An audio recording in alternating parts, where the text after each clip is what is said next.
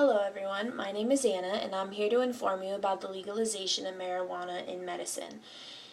In order to inform you, I'm going to start with the legalization of marijuana and its benefits as a drug and its use in different parts of the medical field.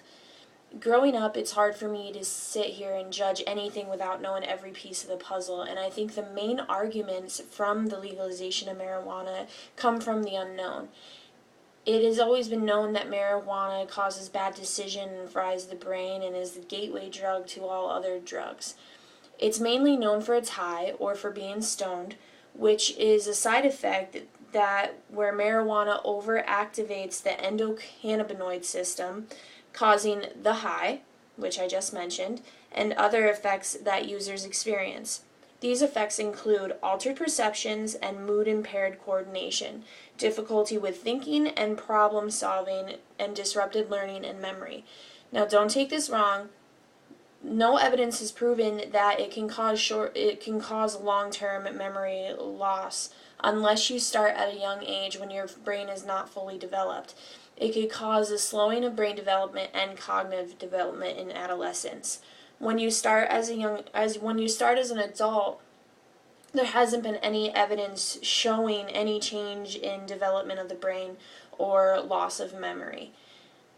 Now let's look at marijuana as something other than the drug and its high, because it has so many benefits for us in medical field. Marijuana has so many great uses that it can replace more addictive and harmful drugs. It has benefits for glaucoma, tumors, nausea relief, which is from AIDS or cancer treatments, and motion sickness as well, epilepsy, muscle spasms, MS, and it also can be used as an antibiotic or even topical creams, and of course helps with sleep and relaxation for those with horrible anxiety and depression.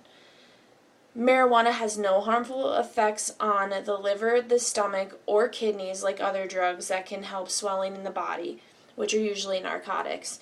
It helps 90% of glaucoma patients because it relieves ocular pressure and can reduce tissue swelling. Evidence has proven that marijuana can reduce the size of tumors even because of its effects on swelling of the muscles. Those who struggle from chemo as well have a hard time swallowing pills because they can't keep anything down because of the nausea.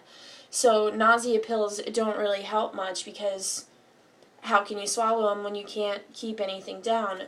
Now, with marijuana, it's smoked and goes through the lungs, which causes a faster reaction and can create the munchies, or it heightens your sense of hunger. And this also can help with people that suffer from the brain disorder of anorexia as well. It helps them gain weight and helps them with the struggling on eating. Since marijuana, I apologize. There are still more things that it can do to help. Cannabis lowers blood pressure, dilates the arteries, and reduces body temperature by 1/2 degree. This is what helps with relaxation and relieving stress. This also can help with tremors and seizures and sleep therapy. Again, with no harmful side effects like other narcotics and things that are used for these type of disorders. Also, young unbedded hemp plants provide extraction of CBDs, which are cannabidiolic acids. I'm so sorry, I have a hard time with that word.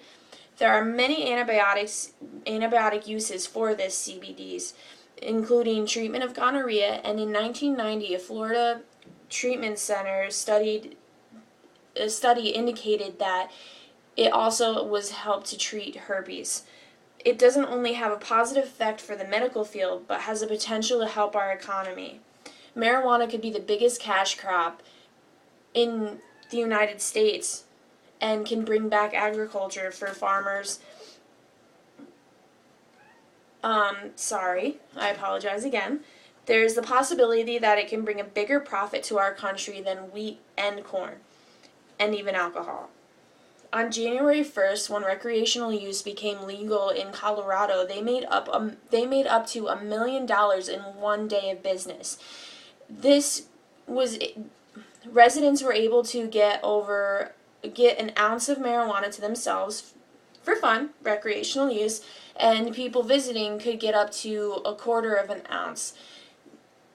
State officials expect up to $578 million in the first years of sales revenue, as well as $67 million in tax revenue, which is going to go to schools and fund regulatory efforts, which is amazing because the funds for schools are going down and they're cutting so many programs. The market for brewed beverages, which is beer, in the U.S. is a little over $100 billion. Some studies claim that marijuana is the biggest cash crop in America, easily exceeding the combined value of corn and wheat. Corn averages up to $23.3 billion and wheat averages $7.5 billion. There is more money being used on the war of drugs, especially marijuana, when it is possible for it to help us. Enforcement costs about $40 billion per year. Since it was heavily ramped up by President Nixon, it has cost nearly $1 trillion in its efforts. But there hasn't been any evidence or report of marijuana causing death of overdose or horrible substance abuse.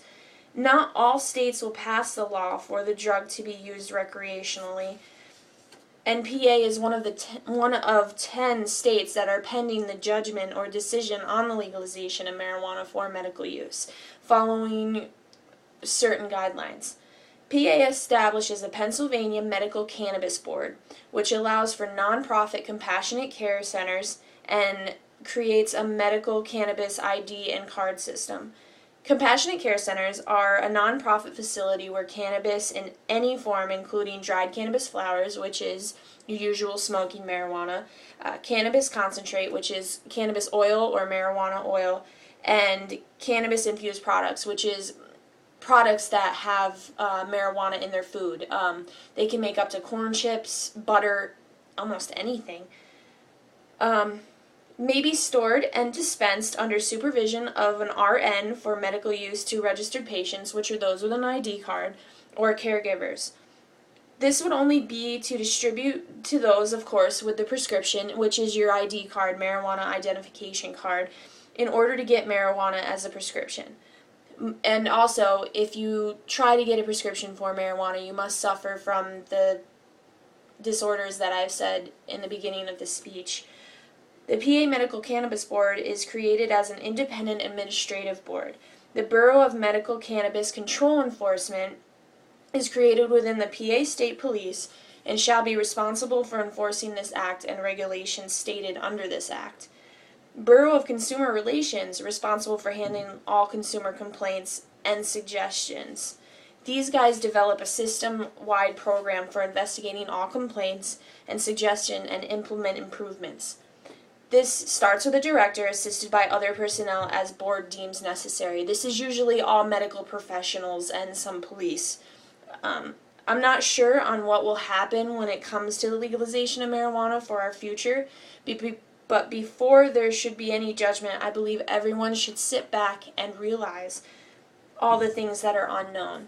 So in conclusion, marijuana doesn't seem like that bad of a drug in order to make our world a better place. It's going to help with tax revenue, help with schools, help with our debt. It also can help bring back agriculture, farming, everything like that. It can also get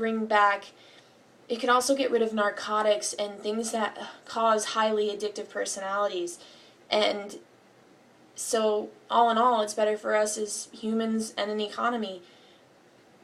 I can't see much wrong with it, and I hope now that I've informed you of some of the known benefits of the drug, I hope you have a different perspective.